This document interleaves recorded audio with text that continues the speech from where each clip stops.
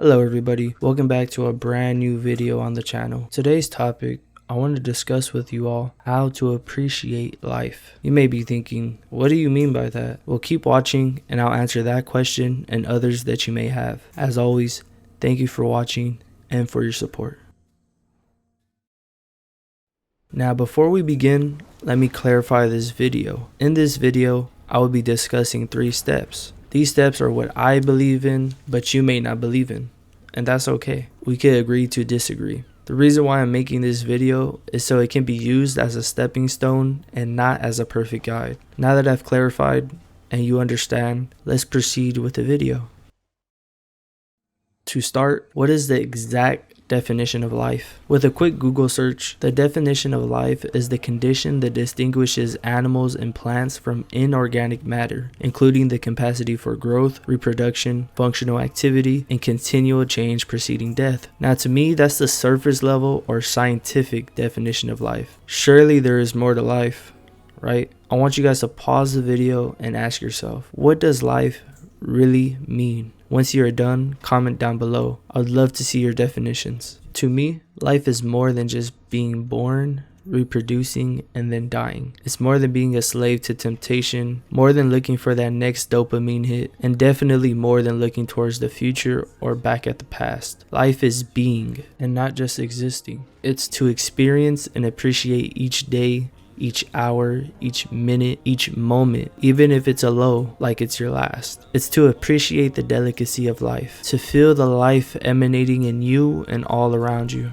I am not saying it is bad to have goals, to have a bit of fun, to reminisce, or to be excited for the future, but let's be honest, none of us, including me, ever stop to appreciate what is now. The truth is, any one of us or all of us could just die at any moment. So why not experience and appreciate life to the fullest? We are only here for a short amount of time. Go talk to that girl. Go take that risk. Go pursue what you really love. Heck, go scream something ridiculous in public. Of course, do all of these with responsibility and respect to others. But I say all this because once you realize how delicate life is, how close we are to death every day, and how the world outside and inside of everything works, it gives you endless appreciation for life. You realize life is too short to let someone ruin your mood or control your emotions. Too short to let an inconvenience anger you. Too short to constantly think about the past and future. Once you truly appreciate life and understand, you'll have a bit of peace and confidence stored in you. Go learn about religions, cultures, history, about the human body, and about the mind. There are endless things to learn about within our world and within our universe. There is more to life than being negative or filled with sorrow all the time.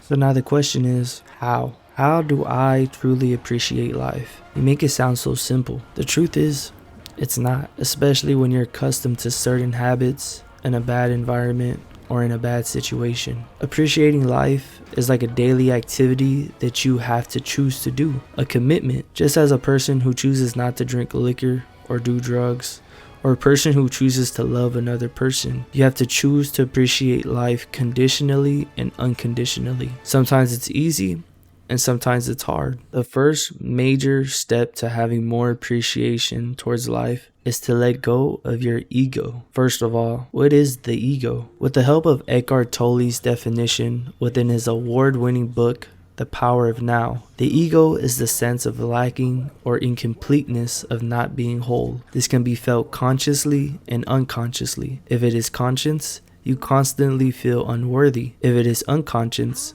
it may be felt indirectly by intense craving, wanting, or needing. This then leads the mind to look for ego gratification, typically with temptations like having sex or lusting women, materialism, anything that your mind and body desires, even if it's good. When you do obtain whatever you are striving for, the ego will want more and more and more in order for it to survive. It's never satisfied. Also understand that every human has an ego. Everybody. It's a part of human nature that evolved a very long time ago. Depending on how much control you have of your ego, you'll struggle with different parts of it. But that's what you need to let go of. Let go of the ego. Now it sounds hard because it is hard, and even once you get rid of it, it can easily sneak back into the mind. This is not a sponsor, but I really recommend you all read these 2 books by award-winning author Eckhart Tolle, The Power of Now and A New Earth. Eckhart Tolle is a contemporary spiritual teacher who is not aligned with any particular religion or tradition. He only conveys a simple yet very important message. There is a way out of suffering and into peace. He has sold millions of copies worldwide with these 2 books. I have personally read The Power of Now and will soon start A New Earth. The Power of Now has really transformed my mental attitude towards life. About 7 months ago, I was probably in the worst mental state of my life. Constant negativity with everyone around me, always thinking negative thoughts, and for what? Well, because it's easier to complain and spread negativity, of course. The Power of Now teaches you about the ego and how it's in you and most of the people you interact with, and ways to separate yourself from the ego. It teaches you how to be present by making your mind and body one essentially, and to appreciate the present moment by living and observing it. The key word is appreciate. Appreciate everything that you already have and appreciate the present moment. The next step I've already mentioned, but it's to be present. When you are doing something, really be present in the moment. Do this with all manner of things. Give your attention fully to the action you are currently doing. It's hard at first, I won't lie, and I'm definitely guilty of being inconsistent with this. Just one situation out of many in my day. I eat while I watch YouTube. Instead of focusing on eating the food, I am focused on looking for a video. I then do not appreciate the food that I am eating, and therefore I am not fully present. Do not think about other things while in the midst of an action. Focus 100% of your attention and you'll realize the action that you are performing is actually an art. Now that's being present on a smaller scale, day to day. On a larger scale, it's accepting your current present moment and whatever it comes with. It's futile to deny the present moment and the situation that you are in. Many people always look to the future or the past, but really all you have is the present moment. The future, you'll never be there because you're present here and now. The future is only made by the present moment. So if you spend your present moment complaining and feeling bad and feeling terrible, you'll never be able to obtain the future that you truly want. Of course, I'm not saying don't feel any emotion whatsoever. Accept the emotion and then feel the emotion and then let it pass. The past is no longer. It doesn't exist. Sure, like you've experienced it, but you're in the present. You can't go back to the past. That's why when you are in your present, really appreciate it. Really take it in. Because once it becomes the past, you'll never be able to experience it again. Remember that the present is constantly changing. So whatever you are in now will pass. That's why you should be present, because like life, all things will pass, good and bad.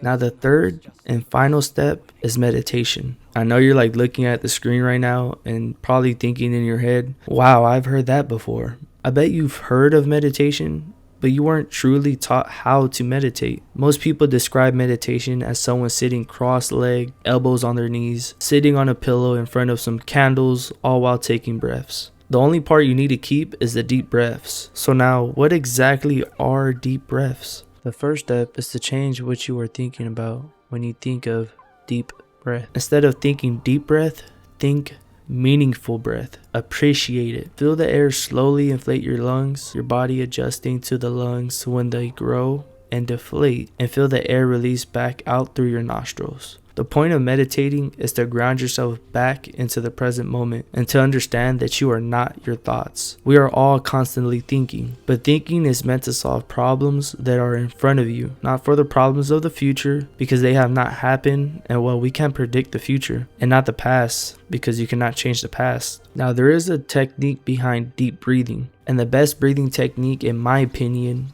is 4-7-8. You inhale 4 seconds, you hold your breath for 7 seconds, and then finally exhale for 8 seconds. At first, you might get a little lightheaded, and that's okay. Just fasten the speed of the exercise while maintaining 4-7-8 until you are comfortable with it. Take a moment to decompress, release your mind of thinking, and observe your present situation. Truly observe it. What are you doing right now? You are watching or listening to me speak, which means chances are you are in a great position. Do 4-7-8 at least twice a day, either before bed or whenever you feel stressed. Start with just a single minute, then slowly move towards 5 and then 10 and so on. Best part about it, you can do this anywhere as long as you are comfortable. The position doesn't matter too much, just make sure you let the lungs expand as much as possible. At first, you may feel awkward and uncomfortable, but I promise you will slowly ease into it. Your mind will race, but it's okay. Realize that these thoughts are not yours, but just the mind. Observe these thoughts. Once you begin to observe these thoughts, you then release lots of negativity with each breath.